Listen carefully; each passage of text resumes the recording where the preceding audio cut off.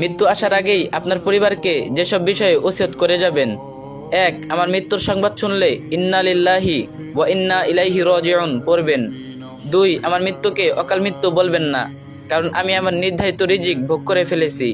3. আমাকে নিয়ে বিলাপ মাতব করবেন না, জোরে জোরে কান্নাকাটি করবেন না, কারণ এটা সুন্নাহ বিরোধী কাজ এবং রাসূল সাল্লাল্লাহু আলাইহি সাল্লামের কর্তৃক নিষিদ্ধ কাজ।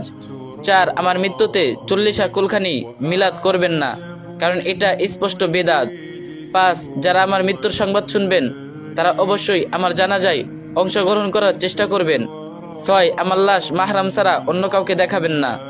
7. আমার লাশকে সুন্দরভাবে বিশ্বস্ত মানুষ দ্বারা গোসল করানোর ব্যবস্থা করবেন। 8. লাশ দাফনে ইসলামিক রীতিনীতি অবলম্বন করবেন, সমাজের নয়। 9. আমাকে কবরস্থ করার পর কিছুক্ষণ সেখানেই থাকবেন আর পড়বেন আল্লাহুম্মা সাব্বিতহু, আল্লাহুম্মা সাব্বিতহু। আমার কবরের আযাব লাঘবের জন্য এবং মুনকার নাকিরের প্রশ্নের উত্তর যেন দিতে পারি সেই দোয়া করবেন, আল্লাহুম্মা সাব্বিতহু আলাল ঈমান। 10. আমার হয়ে দান সদকা করবেন। আমার সদকা জারিয়া চালু থাকলে সেটার খবর নেবেন, সেগুলোকে সমুন্নত করার চেষ্টা করবেন।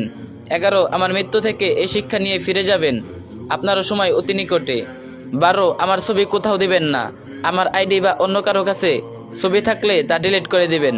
বাসায় আমার ছবি থাকলে ফেলে দিবেন, দেয়ালে ঝুলিয়ে রাখবেন না। 13. আমার পাওনা আমার পরিবারকে ফিরিয়ে দিবেন, না পারলে আমার জন্য সদকা জারিয়া করবেন, তাও না পারলে আজীবন আমার জন্য দোয়া করবেন, আমি ক্ষমা করে দিব ইনশাল্লাহ।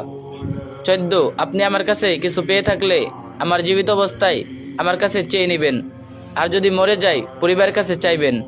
পরিবারের লোকদের বলবো আপনারা তাদের পাওনা দয়া করে দিয়ে দিবেন, আর পরিবার না দিলে আল্লাহর জন্য আমাকে ক্ষমা করে দিবেন, এতে আল্লাহ আপনাকেও ক্ষমা করবেন। 15. আমার জন্য বেশি বেশি দোয়া করবেন, আমার নামে গীবত করবেন না, কারণ আমি আল্লাহর স্থানে পৌঁছে গেছি। আল্লাহর কাছে আকুলতা, আল্লাহ যেন আমাদের ইমানের সহিত কালিমা উচ্চারণের মাধ্যমে শহীদে মৃত্যু দান করেন, আমিন। এই ভিডিওটি আরেকজনের সাথে শেয়ার করে মৃত্যুর কথা স্মরণ করিয়ে দেন, আর যে যত পারেন কপি লিঙ্ক করে দিয়েন। ترابي وأعجب من مريد